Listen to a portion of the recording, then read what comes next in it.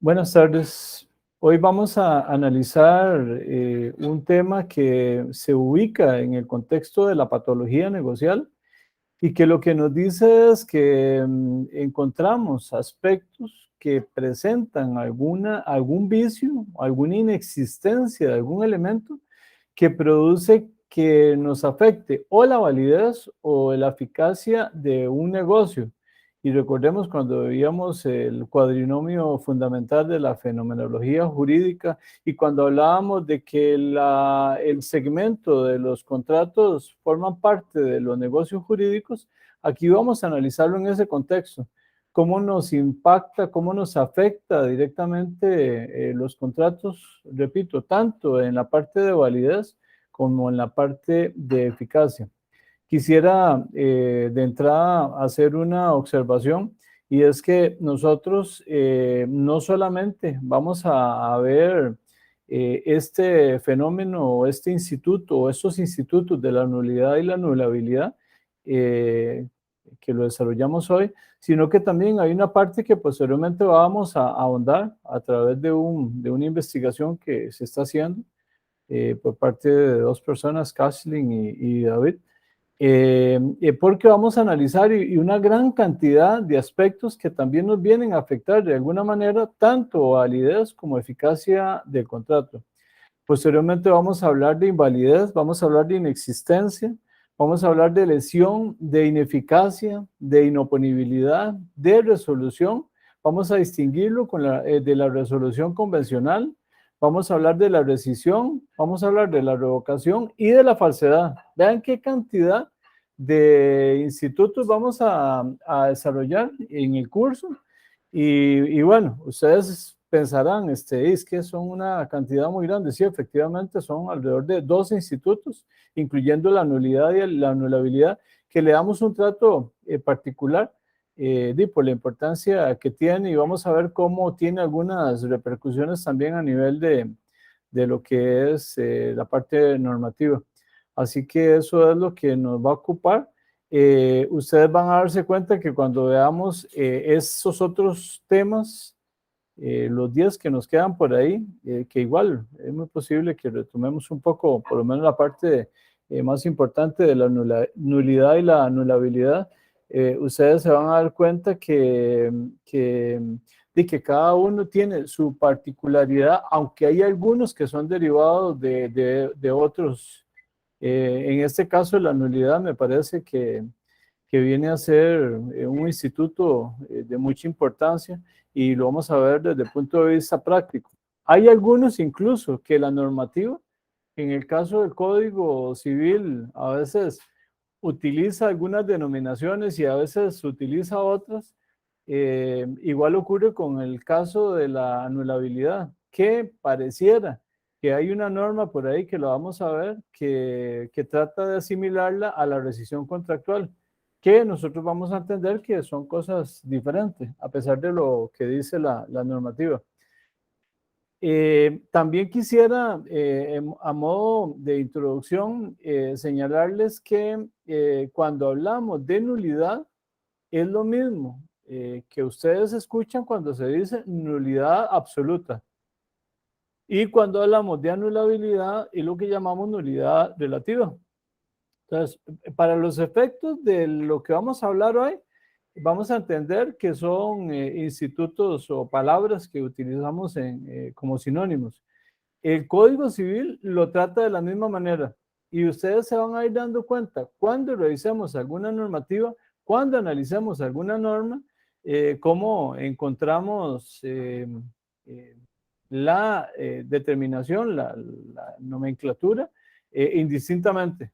Entonces, en ese sentido, como que no es lineal, ¿verdad? La utilización de redacción por parte del código civil o en relación con estas figuras. Bueno, vamos a comenzar ya ya con la parte, digamos, de fondo. Cuando hablamos de nulidad, que vamos a empezar con la nulidad y por ahí en algún momento saltaremos a analizar la parte ya de la anulabilidad. ¿Qué es la característica que nos define la nulidad? Y vean que aquí está subrayado, hay falta y yo falta lo subrayaría todavía con mayor intensidad, falta de un elemento esencial. O también se da porque haya una contrariedad en relación con normas imperativas. ¿Se acuerdan cuando veíamos y analizábamos el artículo 1023 en el encabezado de la norma? Que es la norma que revisábamos, que contenía aspectos que son cláusulas que simplemente no se aceptan en un contrato. Y hablábamos al principio en el encabezado y habían aspectos de carácter general que nos referían a situaciones que simplemente no se aceptaban. Yo le pediría a Rosaura tal vez que nos leyera la parte primera, el inicio del artículo 1023 como para recordarlo. Ok, dice artículo 1023, los contratos obligan tanto a lo que se expresa en ellos como a las consecuencias que la equidad, el uso o la ley hacen nacer de la obligación según la naturaleza de esta. A solicitud de parte, los tribunales declararán la nulidad absoluta de las siguientes cláusulas contractuales. No, esa parte ya no. Nada Ok. más, gracias. Vean que cuando nos habla, por ejemplo, de conceptos como equidad, lo que nos está diciendo, si se rompe este concepto de equidad o el concepto general de igualdad, simplemente tendrá sus consecuencias. Y ve aquí ya la parte bueno, no era parte de lo que estaba mencionando, pero que Rosaura leyó, nos habla ya, nos introduce la palabra nulidad. Eso significa que simplemente se tendrían como no puestas, ¿verdad? Una relación de tipo contractual. Y hay otras dos normas que también ya las hemos revisado, pero que no nos genera ningún problema revisarlo, que son los artículos 18 y 19 del Código Civil, que también los vamos a volver a leer para tenerlos ahí como precedentes. Dicen así. Un segundo. Artículo 18. La exclusión voluntaria de la ley aplicable y la renuncia a los derechos en ella reconocidos solo serán válidos cuando no contraríen el interés o el orden público ni perjudiquen a terceros. Perdón, vean que aquí nos habla interés público o que daña a terceros. Ahí se está generando en la norma un condicionamiento. Lo que nos está diciendo es, vean, tengan cuidado, porque si llegaran a afectar algunos de esos intereses, estamos frente a una situación de tipo patológica. Sí, Rosaura, ¿qué sigue? Artículo 19. Los actos contrarios a las normas imperativas y a las prohibitivas son nulos de pleno derecho, salvo que en ellas se establezca un efecto distinto para el caso de contravención. Es claro, ¿verdad? La orientación de esta norma también. Ahí lo que nos dice son normas de carácter imperativas. Yo no puedo superar lo que dice la norma. Vamos a verlo ahora en casos prácticos. Pero en el título preliminar del Código Civil ya nos está adelantando la normativa que hay aspectos que simplemente las partes no pueden disponer. Igual que como no pueden disponer, y ya lo hemos visto cuando veíamos el objeto contractual y decíamos, no, un elemento esencial es el objeto, pero el objeto tiene que ser lícito. Si estamos de frente a un objeto ilícito, definitivamente no podríamos estar hablando de una actuación con amparo jurídico. Bueno, entonces eso era que tal vez como para ubicarnos, ¿verdad? En el caso de la nulidad, por lo tanto, estamos hablando de una falta de un elemento esencial. Y bueno, también se habla de esenciales o constitutivos del negocio. Aquí hay una definición que traemos de don Alberto Brenes Córdoba, el Tratado de las Obligaciones sobre la nulidad, yo le pediría a Rosaura que si nos ayuda con la lectura. Ok, dice, nulidad es el estado o condición de un acto jurídico o de un convenio que por contener algún vicio o en su esencia o en su forma no es apto para producir en derecho los efectos que produciría de no existir el vicio de que adolece. También se designa con este nombre el efecto mismo que ocasiona la ineficacia de la especie que ocurre. Así se dice que el contrato está viciado de nulidad, viciado, perdón, de nulidad. Gracias, Rosaura. Yo quisiera hacer una aclaración aquí, porque igual se los traía para que ustedes vean la posición de un doctrinista costarricense, don Alberto Brenes Córdoba. No obstante, vean que él habla de un vicio o en su esencia, que vamos a ver cómo cuando hablamos de vicio, pareciera que más bien nos acercamos un poco más al concepto de la anulabilidad o la nulidad relativa, porque nosotros ya caracterizamos que cuando estábamos frente a nulidad había ausencia de un elemento. Entonces, tal vez simplemente hago esa precisión. No obstante, creo que el sentido de don Alberto referirse precisamente cuando habla, al final termina de nulidad, es que se produce una ausencia también de ese elemento esencial.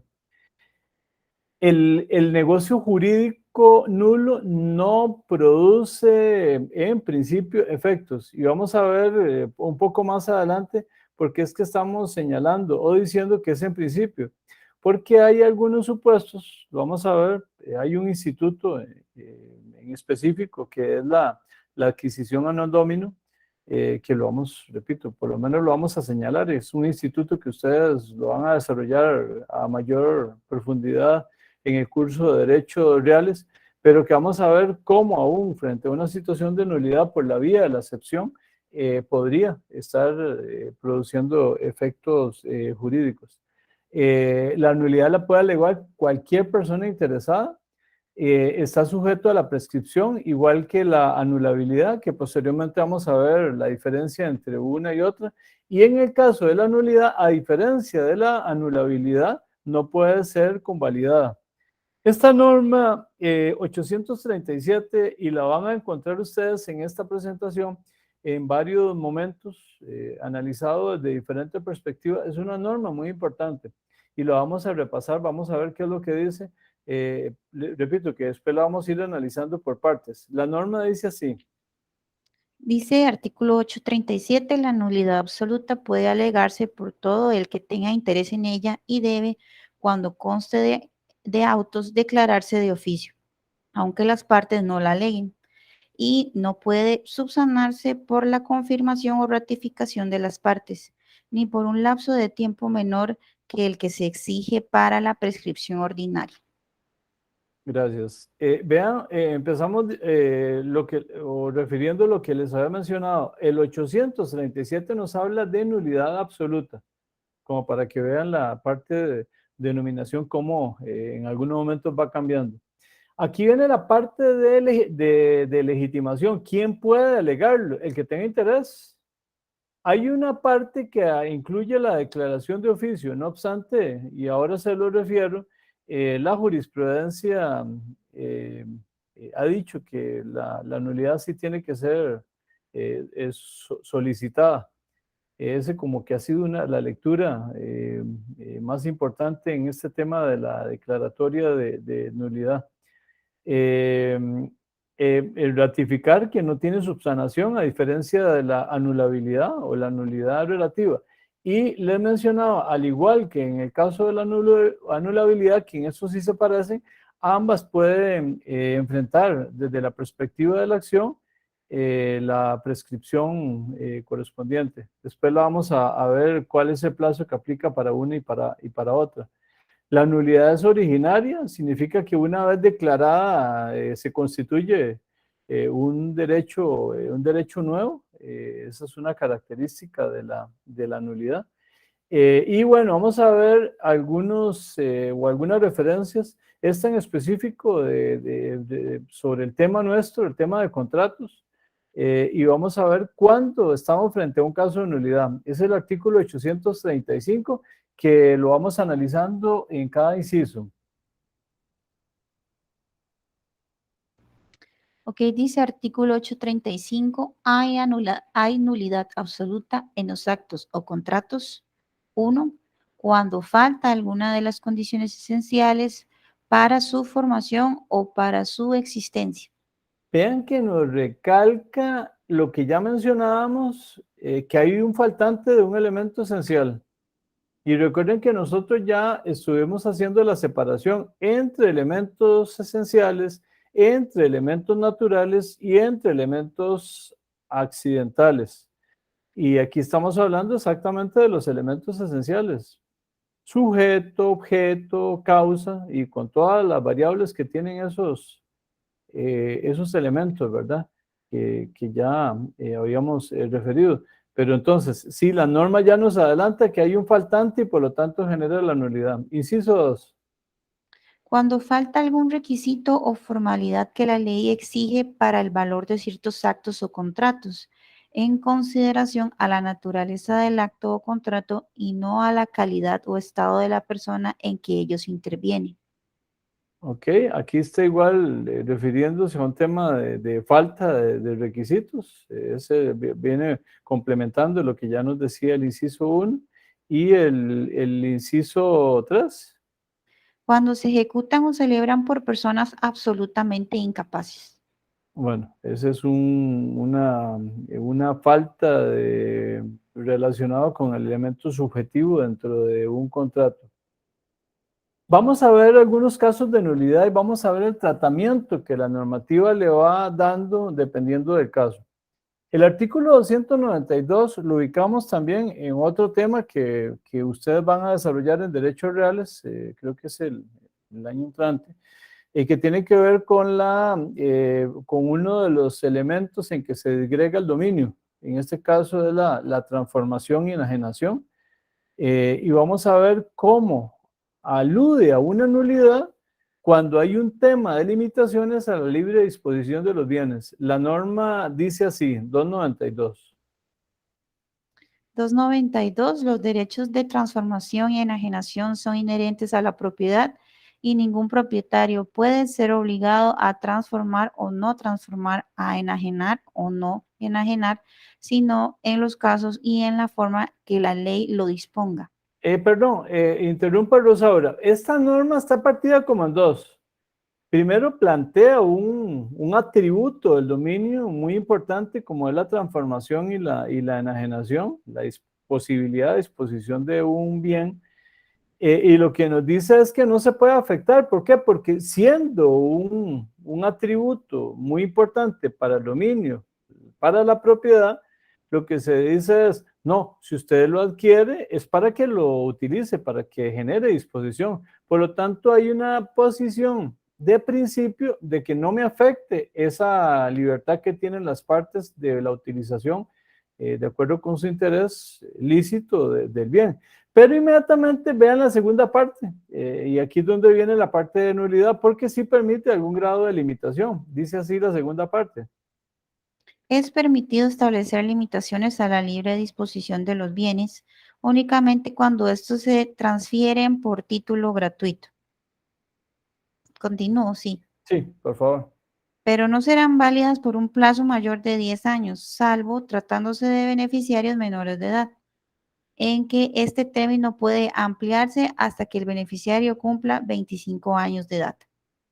Ok, muy Serán bien. nulas. Así, no, no, muy bien. Vean la parte ahora en donde viene la calificación en caso de que se afecte eso que acaba de señalar Rosaura.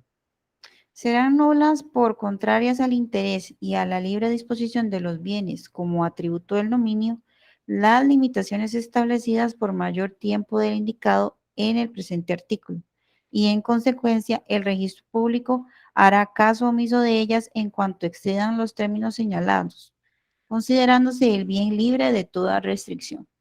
Gracias, Rosaura. Vean hasta dónde llega la normativa. Genera nulidad si afecto las posibilidades de limitaciones que un propietario, alguien que disponga del atributo de la transformación o la enajenación, puede hacer, ¿verdad? A partir de la libertad de contratación o de disposición en este caso, de disposición de bienes.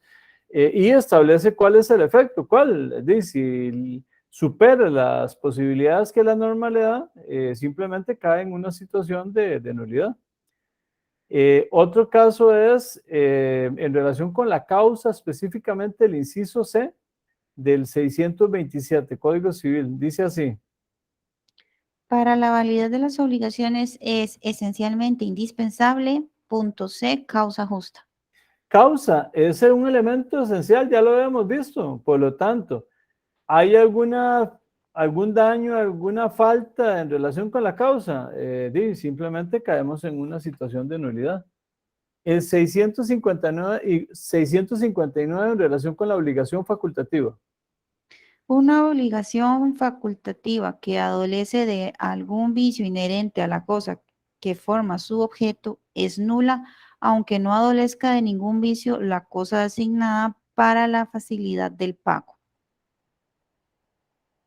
Ok, aquí esta vuelve a hacer la aclaración, aquí habla de vicio, tal vez por ahí es, en la lectura que hacíamos de don Alberto Brenes, tal vez por aquí es donde puede estar generándose al tenor de lo que establece la normativa, y como él en muchos casos lo que hace es comentar la norma, pareciera que podría haber por ahí alguna confusión. No obstante, nosotros ya entendido, hablamos de que si la norma nos habla de nulidad, estaríamos frente a una situación de falta de algún elemento, no solamente del vicio, porque si estuviéramos frente a un mero vicio, estaríamos frente a una situación de anulabilidad.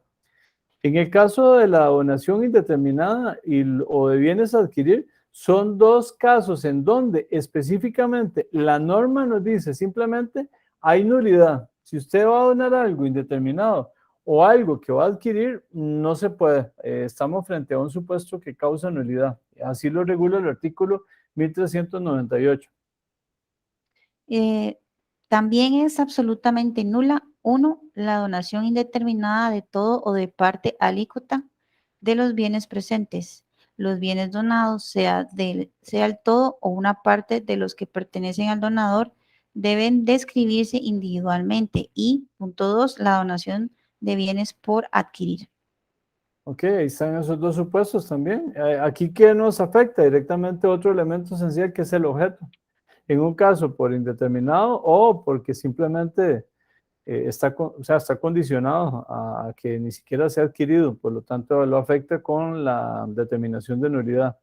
El artículo 1060, también relacionado con el tema del objeto, dice así. Si al tiempo de la celebración del contrato no existe la cosa vendida como existente, será absolutamente nula la venta. Pero si existe una parte de ella, el comprador puede apartarse del contrato o mantenerlo respecto de dicha parte, con disminución proporcional del precio. Ok, aquí la normativa empieza a virar un poquito hacia la posibilidad de contemplar alguna regulación de tipo excepcional, dependiendo de algunos supuestos, ¿verdad? Y si no, vean lo que dice el artículo 1063, que habla de venta de cosa ajena. La nulidad de la venta de cosa ajena queda salvada si el verdadero propietario ratifica la enajenación o si el vendedor llega a ser ulteriormente el propietario de la cosa vendida. Yo lo que quiero o quisiera aclararles algo aquí en relación con eso. Aquí no es que estemos cambiando el discurso en el sentido de hablar de que estamos frente a una nulidad. O sea, a pesar de que habla de una rectificación, es por un determinado supuesto de hecho que se cae en la posibilidad de admitir una venta de cosa ajena, y esto es en el supuesto de que dice produzca una apropiación, en el sentido no de tomarlo, ¿verdad? Sino que se convierte en propietario la persona que está discutiendo sobre una cosa que era o tenía esa condición de ajena. Vamos a ver ahora un poquito más adelante, cuando hablemos de la adquisición a no domino, que nosotros ya empezamos a ver un poquito el efecto cuando hemos analizado el artículo 481, como a pesar de que estamos frente al supuesto de nulidad, por un tema de carácter práctico de seguridad jurídica, en algunos casos, aunque estemos frente a una situación de nulidad, el ordenamiento jurídico, nuestro sistema, permite la posibilidad de una consolidación, aún en el supuesto en que se esté frente a una falta de algún elemento esencial. Digo, pero es por razones muy de tipo práctica que la vamos a ver con ese instituto. La última en estos que hablamos de nulidad es un caso que tenemos que sustraerlo de una de interpretación, porque no lo dice expresamente, pero sí lo entendemos, al igual que como lo veíamos para el caso de la donación, con el 1398, este específicamente es para el caso de la parte de lo que tiene que ver con la parte hereditaria. Está en el artículo 520 del Código Civil. Dice así: La sucesión de una persona se abre por la muerte de ella. Nada podrá estipularse sobre los derechos a la sucesión de una persona mientras esté viva, aunque ella consienta. Ok, no se puede, ¿verdad? Ceder un derecho que no se tiene, por lo tanto. Ese nada significa que es nulo. Y así lo tenemos que interpretar, aunque la palabra no nos aparezca en la redacción de la norma. ¿Cómo tramitamos la nulidad? Hay que ejercitar una acción. Eh, Pueden tramitarlo, como ya lo vimos, derivado del artículo 837, no solo partes directamente, hablemos de contrato en el caso nuestro, sino eventualmente hasta terceros que puedan tener algún interés legítimo, pueden presentarlo. Veíamos ya, otra vez referíamos al artículo aquí, a ese importante artículo 837, y aquí reiterarles algo que ya les había adelantado. Jurisprudencialmente en Costa Rica se ha indicado que la nulidad debe ser alegada, pues de lo contrario queda fuera del debate procesal. Solo se han admitido desde el punto de vista judicial algunas declaraciones de nulidad procesales de oficio. Caso contrario, se le dice si no está alegado y es, por ejemplo, de tipo sustantivo, se ha dicho jurisprudencialmente que no se puede venir y establecer esa disposición por parte de un juez a la hora de resolver un caso determinado. Y aunque, vea, y aquí se los traje a pesar de que ya la norma que ya leímos, el 837, y aquí solamente nos quedamos con esa parte que está subrayada. Porque la norma dice que puede declararse de oficio aunque las partes no lo aleguen. Eso es lo que la jurisprudencia ha interpretado, que no, que tiene que ser alegado por parte. Y lo que se ha interpretado es que esta declaración de oficio de la nulidad solamente estaría referido a nulidades de tipo procesal. Repito, no a nulidades de fondo, a nulidades sustantivas. Igual, derivada de esa norma, la nulidad no es susceptible de subsanación o convalidación, lo cual al contrario es una característica de la anulabilidad. Y aquí entramos con la parte que les mencionaba, que es una excepción, y que es una excepción que está contemplada en la normativa. Y aplica específicamente para el caso de la venta civil de cosa ajena, que esta sí es ratificable por el verus domino. El verus domino es una expresión en latín que significa verdadero dueño, o por cadena posterior de transmisiones. Y aquí vamos a hacer un análisis que lo vamos a revisar ahí cuando analicemos las normas. Por ahí vean que nos aparece el 1063, que hace poquito Rosaura nos lo leía. Vamos a vincular esa norma que ya leímos con el 1065, con el 481, que lo hemos visto en varias ocasiones, y también con el 449 del Código de Comercio. Rosaura, el 1063 no, porque ya lo vimos, se acuerda que refería a la venta de cosa ajena, pero ahora sí leamos el artículo y analicemos el artículo 1065, Código Civil. La nulidad de la venta de cosa ajena no se aplica a cosas muebles, pues respecto de estas el comprador de buena fe se hace inmediatamente propietario, si entró en posesión real, salvo lo dispuesto en el artículo 481. Artículo 481. La No, propiedad. no, pero ahorita lo relacionamos con el 481. Vean qué alcance tiene el artículo 1065. Yo quiero que ustedes lo vean.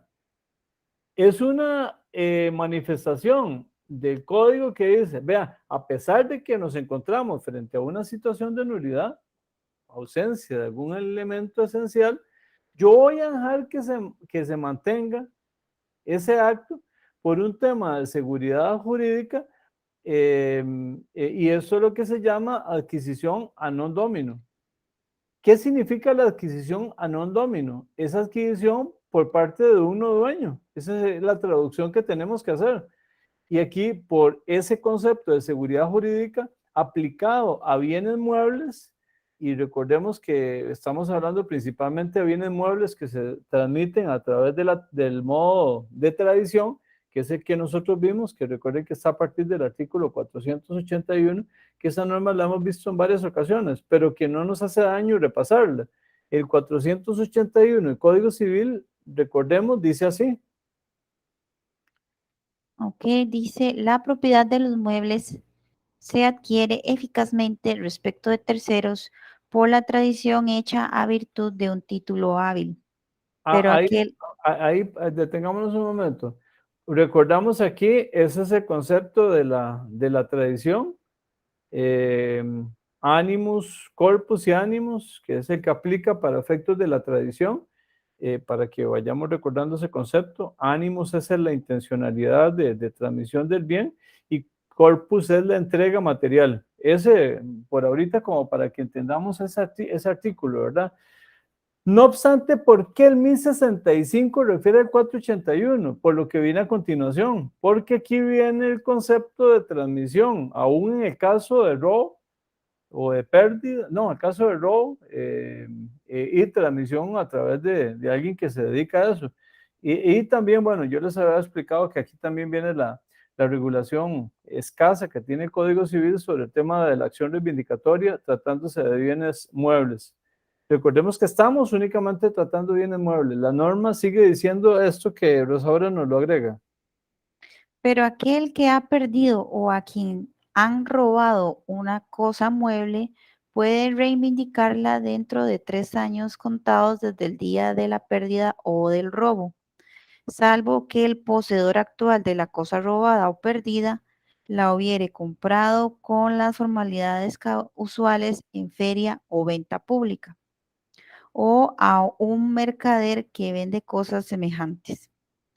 En tales casos, el dueño originario no puede recuperarla sin pagar al poseedor el precio que Pero le ha vean eso, costado. vean eso que está, esa parte de los, digo yo en el sentido figurado, esa parte que está leyendo, vamos a volver a leer la que tenemos que subrayar, porque vean que se perdió o se robó. No obstante, vean el efecto que tiene este instituto de la adquisición o no domino para respetar cadenas de transmisiones a través de alguien que válidamente las puede hacer, que pareciera que limpia el defecto que se produjo en la causa en la transmisión de ese bien mueble. Perdón, profe, ¿de dónde leo? En la parte esa última, donde habla después de las cadenas de transmisiones y el efecto, donde habla del efecto, este último que estaba diciendo, cuál es el efecto, digamos, que se produce después de las transmisiones. Ujú. En tales casos, el dueño originario no puede recuperarla sin pagar al poseedor el precio que le ha costado. Vean qué increíble. Ese es el verus domino, el verdadero dueño. Y la norma le dice, no, usted no la puede adquirir simplemente porque me venga a decir que usted es el dueño. Le digo, ya aquí se limpió de alguna manera la falta que se estaba cometiendo. Yo, por un concepto de seguridad jurídica, lo voy a sostener y voy a respaldar el acto. Si usted lo quiere recuperar, tiene que llegar y venir y pagar el precio correspondiente. Que quiero aclarar una cosa. Esto no llega al punto de limitarle al verus domino, al propietario, al verdadero dueño, que pueda irse en contra de los que participan de la cadena de transmisiones, ¿verdad? Para llegar incluso al último, que fue el que produjo el desapoderamiento por la vía de la pérdida o del robo. Eh, Ahí estaba, ya terminó esa norma. No, señor. Bueno, creo que falta lo de la acción reivindicatoria, sí. Sí, dice que dándole el derecho de exigir el valor de la cosa de cualquiera de los otros poseedores, respecto de los cuales hubiera sido eficaz una acción reivindicatoria. Sí, esta norma es impresionante, ¿verdad? 481. Yo en algún momento lo he comentado que di una sola norma, bueno, vinculándola con otras, ¿verdad? Por ejemplo, aquí uno tiene que vincularla, por ejemplo, con el 1063, el 1065, pero es una norma que tiene tres conceptos tan importantes que hasta fácilmente una investigación se podría hacer en relación solamente con este artículo. Tiene la definición de la tradición, tiene regulado el Instituto de la Adquisición a non domino para bienes muebles y todavía le agrega la acción reivindicatoria para bienes muebles. Es un artículo sumamente importante. Y esta norma nada más concluimos relacionándola con el 449 del Código de Comercio. El que de buena fe comprare en un establecimiento abierto al público cosas que sean de un giro normal, no podrá ser privado de ellas, y aunque no pertenecieren al vendedor y dolosamente las hubiere vendido. Vean que la redacción es muy cercana a con diferencia, ¿verdad? Por supuesto, pero el 481 del Código Civil. Y nos completa el panorama de lo que es ese instituto de la adquisición a non domino. Y con esto nada más concluimos en esta parte que es un caso excepcional de que se le da efectos a pesar de que estamos frente a un caso de nulidad absoluta. Y si ustedes me preguntan, y bueno, incluso yo les pude haber preguntado, ¿cuál es la razón de que se dé por un tema fundamental de seguridad jurídica en el trasiego de bienes muebles, principalmente?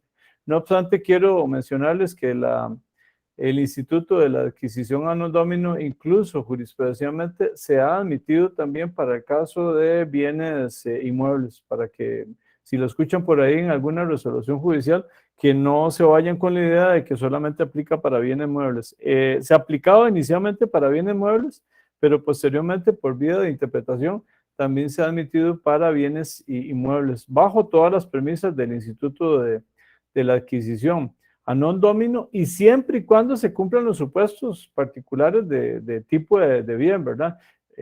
Y bueno, yo creo que me estoy metiendo en tema de derechos reales, pero tal vez también para que no les quede la idea, en el caso de los bienes inmuebles, tendríamos que cumplir supuestos de cobertura que contiene la prescripción adquisitiva, que bueno, no es motivo de que lo vayamos a explicar, pero que repito, tiene que cumplirse para que se dé en esa interpretación aplicada a los bienes inmuebles. Tanto la nulidad como la anulabilidad contienen regulaciones sobre el término de la prescripción.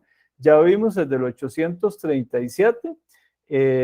Aquí sería otra vez citada, pero es la parte última, esa que está subrayada, que está hablando de la nulidad absoluta. Dice que ya que no se puede por un lapso de tiempo menor que el que se exige para la prescripción ordinaria. Ya ahí nos está ubicando, ¿verdad? ¿Cuál es el término de prescripción ordinaria? Que es la de 10 años que está regulada en el Código Civil. La solicitud de nulidad y anulabilidad pueden presentarse por vía de excepción a nivel procesal. Vamos a ver cómo hay una norma que específicamente lo establece, que es el artículo 843 del Código Civil, que dice así. La nulidad, ya sea absoluta o relativa, puede oponerse siempre como excepción. Ahí está subrayado para que sepan que está expresamente contemplada esa alternativa. Y bueno, antes de irnos al descanso, tal vez terminamos con esto. La sentencia que declara la nulidad es declarativa.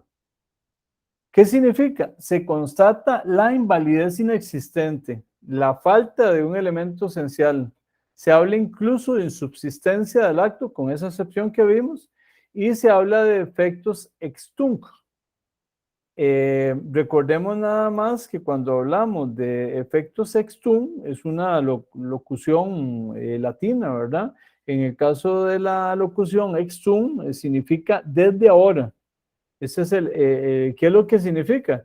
Que simplemente se retrotraen los efectos y se dice, desde ese momento que yo declaro, simplemente no se entiende como que sea susceptible de producir efectos jurídicos.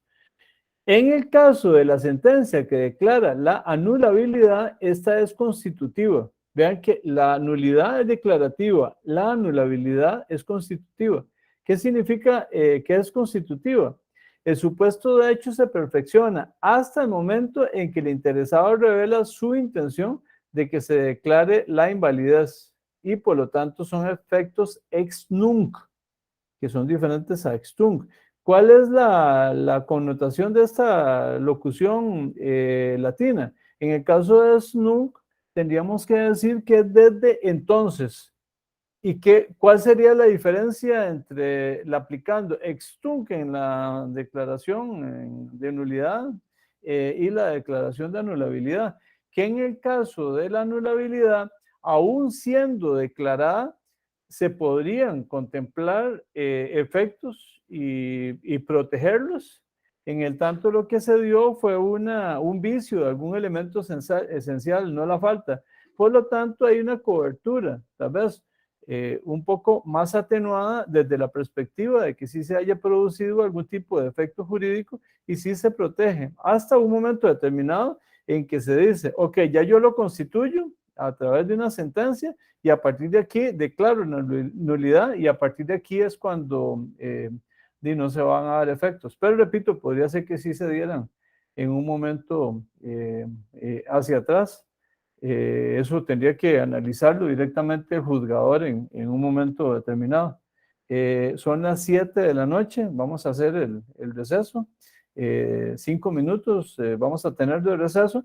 A las 7:05, ustedes lo miden ahí con el reloj de ustedes, son 5 minutos, en el mío son las 7. A las 7:05 retomamos la clase.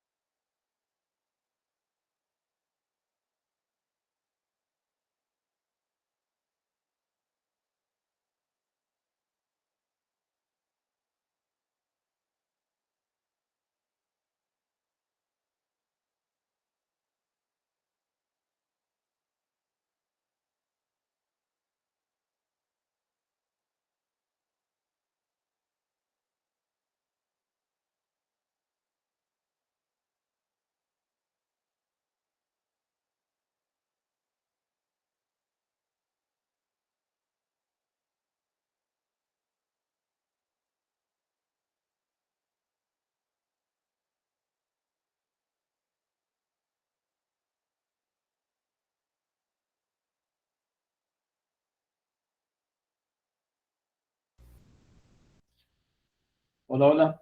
Regresamos a la clase.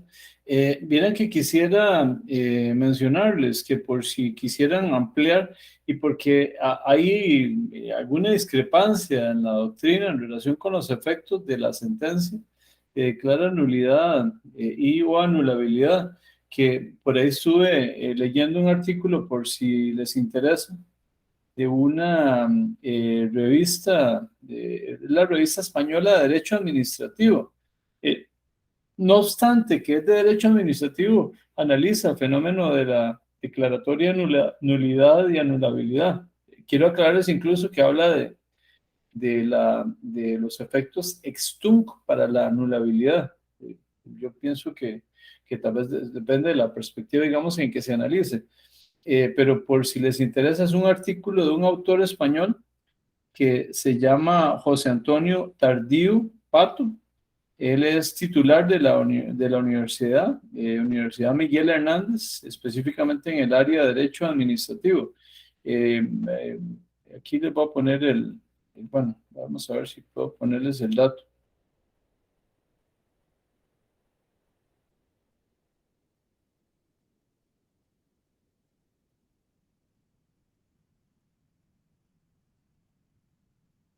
Vamos a ver si se los puedo. Aquí en el chat se los voy a. Ah, sí, este es el autor. Ah, bueno, no apareció el nombre. Si no se los escribo.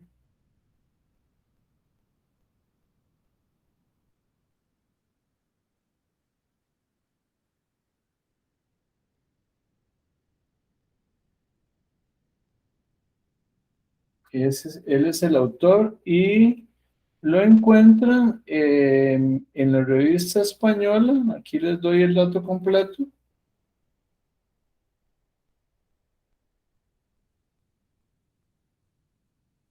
Ahí está, en la revista española Derecho Administrativo 2017, número 184, abril-junio del 2017. Repito, por si quisieran tener acceso a ese artículo. Me parece que es un artículo que plantea la problemática o el tema, no solamente a nivel de derecho administrativo, sino que también lo aborda en algún momento en el derecho privado. Entonces digo, si alguien quiere ahondar en esa información, ahí lo pueden conseguir.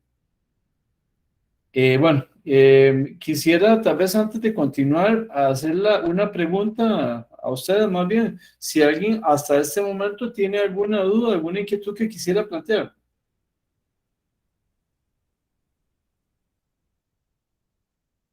Entiendo que no, entonces vamos Profe, por ahora no. a Alejandra. Sí, por ahora, le decía que por ahora no, que sigamos. Perdón, un momento, Alejandra, porque no sé perdón, Alejandra. No, le decía que por ahora no, le estaba respondiendo. Ah, perfecto.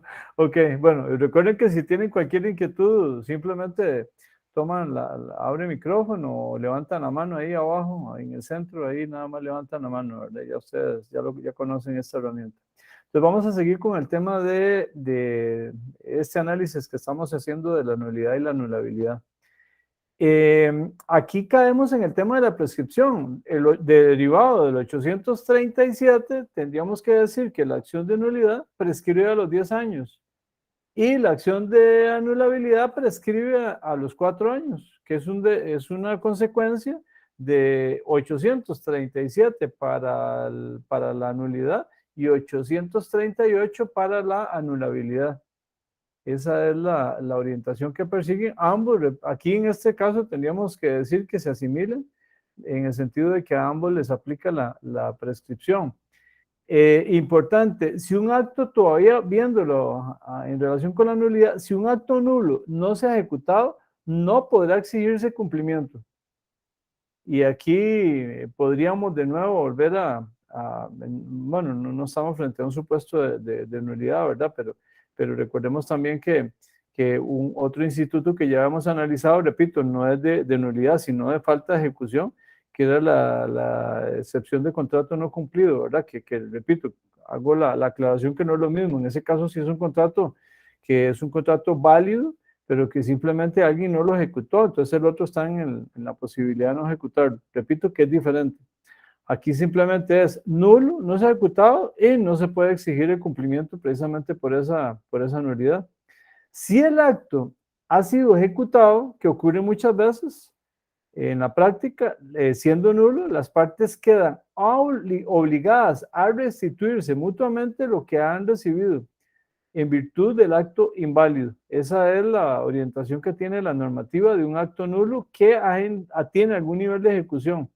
¿Y por qué? Porque aquí se busca de alguna manera paliar los efectos de una situación que puede ser muy de tipo práctica, pero que tenemos que buscarle también alguna solución. Y importantísimo, respecto a terceros, los actos quedan sin valor. No se produce ningún tipo de efecto, esa es la consecuencia de la acción de nulidad. A los terceros no los puede afectar de ninguna manera un acto nulo. Si se produce una situación de nulidad e impacta, tendría que ese tercero recurrir a lo que establece el artículo 837 y buscar la nulidad y todas las consecuencias que puede implicar esa declaratoria de carácter jurisdiccional de que hay una falta de algún elemento esencial. En caso de ejecución del contrato nulo, que es esta visión práctica que se puede dar, puede existir una situación de hecho que podría consolidarse en el tiempo y llevar a producir efectos jurídicos definitivos, en cuyo caso, y aquí se hace por una razón puramente de sentido común, no tiene razón una declaración de nulidad en eso. O sea, aunque existía la nulidad, si ya produjo los efectos definitivos, ya se dice, no, ya aquí busquémosle una salida diferente. En muchos casos tiene que acudirse a una situación de indemnización, si fuera el caso, o si incluso si ya está prescrito y ya se consolidó, aunque existiera esa razón de nulidad. Distinto sería si no se ha ejecutado o se está ejecutando, en cuyo caso no debe existir ninguna producción de efectos y eso se produce en forma retroactiva. Se devuelven los efectos. Al momento, digamos, hay que se paraliza la producción de efectos si es que se estaba ejecutando algo. Si no se ejecutó, simplemente se retrotrae los efectos desde el inicio. Si ya se está ejecutando, se paraliza al momento y ahí eventualmente si se ejecutó algo y se declara la nulidad, tendríamos que recurrir a algún tipo de instrumento de carácter indemnizatorio para cubrir esa parte que fue ejecutada a pesar de que se estaba frente a un supuesto de nulidad. En el caso específico de la anulabilidad, y veamos ahora cómo se compara a nivel de la definición, es anulable el negocio jurídico que está viciado en uno de los elementos esenciales. Vean que es diferente. En el caso de la nulidad faltaba, en el caso del negocio jurídico, lo que se produce es un vicio, que aquí se acerca bastante a lo que señalaba don Alberto Brenes Córdoba cuando definía la nulidad. Dice, o en uno de los presupuestos necesarios para su constitución. Los elementos están presentes, lo resalto yo, pero imperfectamente. Tienen un vicio, esos elementos que sí están presentes. Anulable es el negocio que mediante la acción de la parte interesada puede ser removido. Una consecuencia importantísima de la anulabilidad, bueno, es que desde el tema de la legitimación, es un poder que el titular puede ejercitar por vía de acción o por excepción. Ya lo vimos, deriva del 837, el 841 y el 843. El 841 ya lo hemos visto muchas veces. Sí le pediría a Rosaura que nos ayudara con el 841.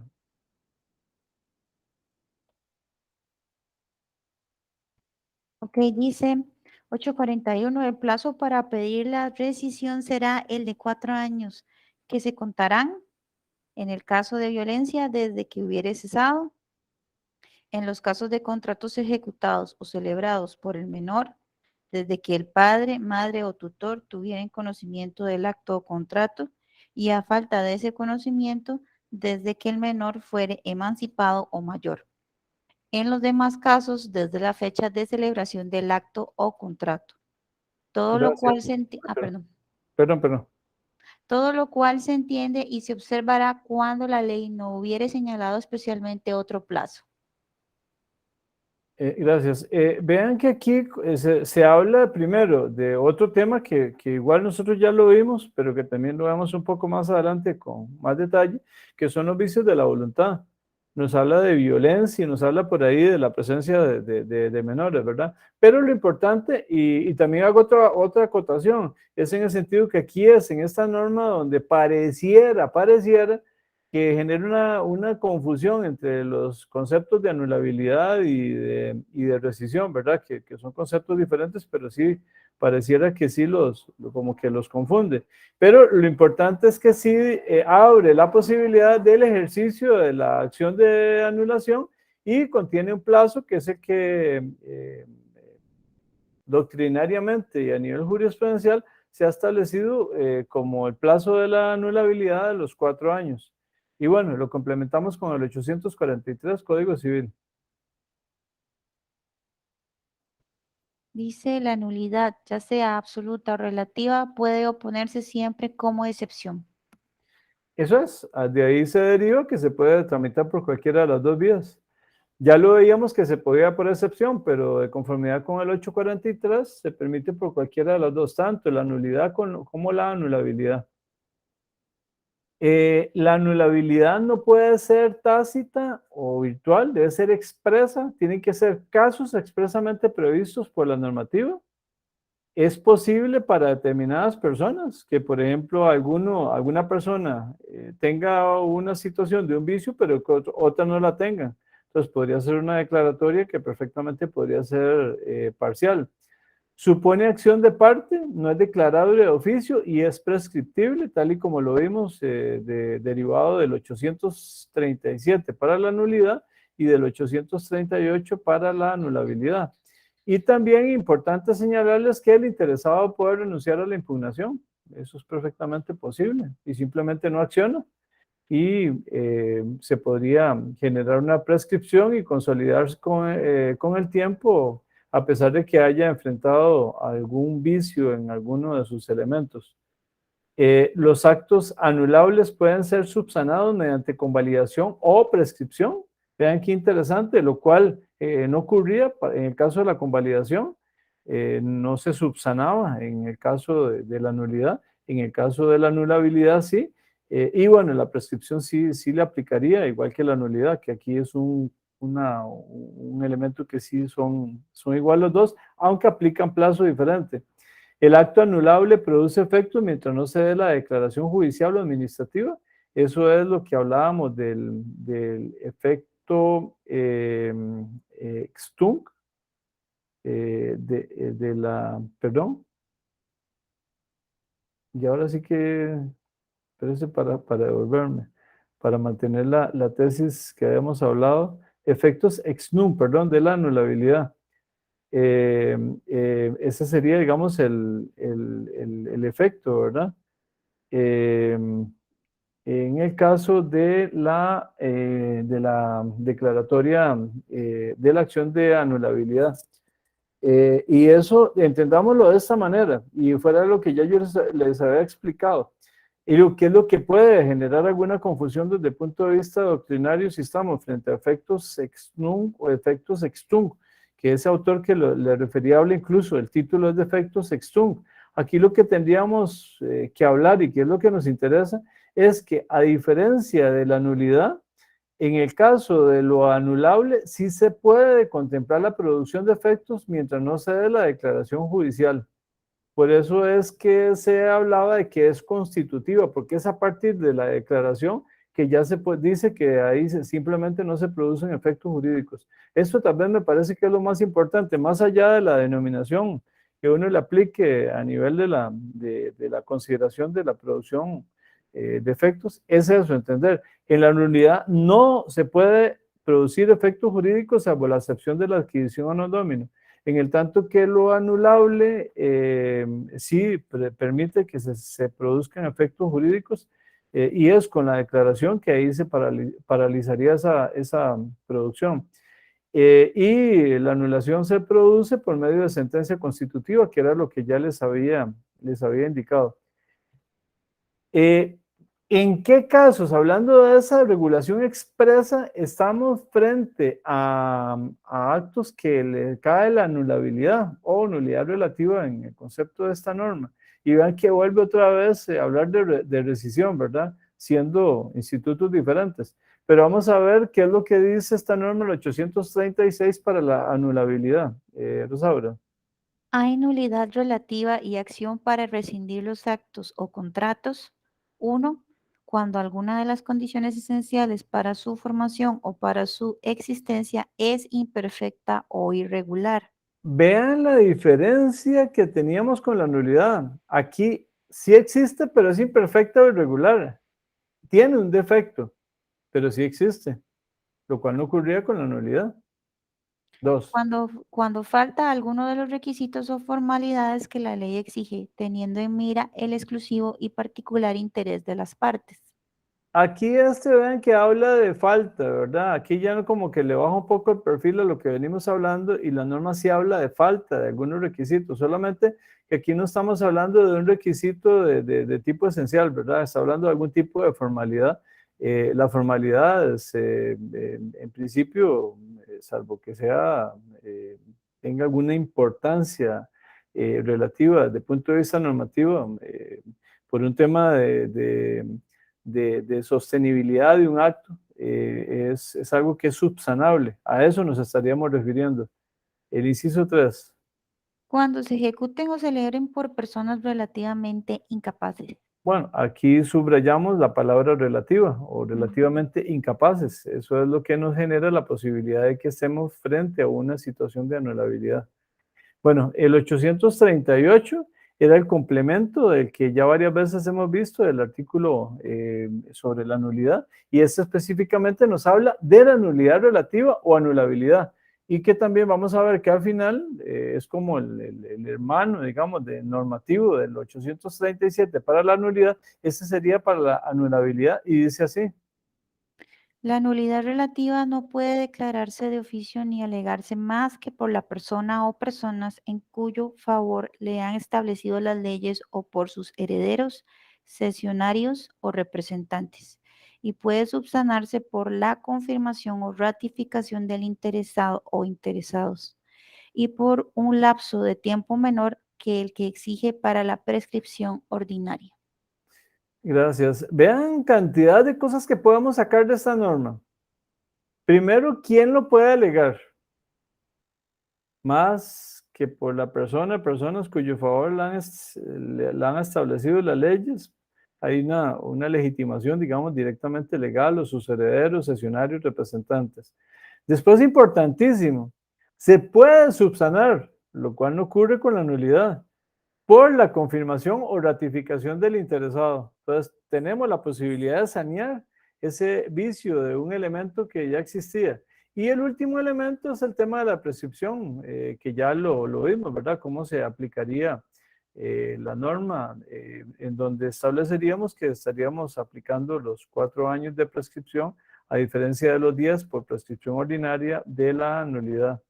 Algunos casos de anulabilidad que están contemplados expresamente, aparte de esa norma genérica, el 836, inciso 3 del Código Civil sobre la incapacidad actual, dice así la norma. 836. Inciso 3. Cuando se ejecuten o celebren por personas relativamente incapaces. Sí, ya lo habíamos visto, ¿verdad? El tema del inciso 2, que también ya lo vimos, que es por deficiencia de requisitos legales, principalmente formales. Y después tenemos todos los vicios del consentimiento de los artículos 1015 a 1021, que simplemente los referimos. Ya nosotros vimos los vicios del consentimiento y repito, después los vamos a ir detallando con mayor propiedad. ¿En concordancia con qué? Con el 836, que vimos que ya refería también a un concepto de violencia y también a una deficiencia desde el punto de vista de capacidad, en el caso de la minoría. Bueno, esos serían, digamos, casos que están expresamente contemplados. Y bueno, esto era la parte que yo les tenía en relación con este tema. Voy a cancelar la presentación. comentarles que, bueno, no nos alcanzó el tiempo para lo que sigue, pero bueno, lo empezaríamos a desarrollar el próximo martes, que para que quede ahí contemplado en la grabación, entramos al tema importantísimo de la formación del contrato, toda la fase, incluso de la fase previa, de acuerdo entre las partes. Vamos a ver incluso una diferencia muy importante a nivel de responsabilidad extracontractual con la responsabilidad in contraendo, y vamos a diferenciarlo de lo que es el pacto in contraendo, que son conceptos diferentes. Para eso sí les solicito desde ahora que empiecen a hacer lectura. Como lo indiqué, en el caso del texto del profesor Torrealba, que es uno de los que seguimos, es la lección 4, se llama la formación del contrato. Y en el caso del texto del profesor Baudrit, también se los había indicado, pero igual para que quede ahí referido, sería en el título primero, sección segunda, capítulo segundo, también formación de contrato. Van a ver cómo este tema trae algunas aristas muy interesantes de carácter práctico, de cómo las partes empiezan a negociar contratos. Puede ser a nivel de tratativas, pero puede ser ya que empiecen a consolidar la relación de carácter contractual y que por lo tanto empiece ya a generar algún nivel de responsabilidad hasta llegar al punto de perfeccionamiento del contrato. Agradecerle a Rosaura por el aporte que nos dio en la lectura de la normativa, y con esto terminamos la grabación. Ah, perdón, no pregunté antes de terminar si hay alguna duda, alguna inquietud. No, profe, gracias. Ok, bueno, entonces terminamos entonces ahora sí con la grabación.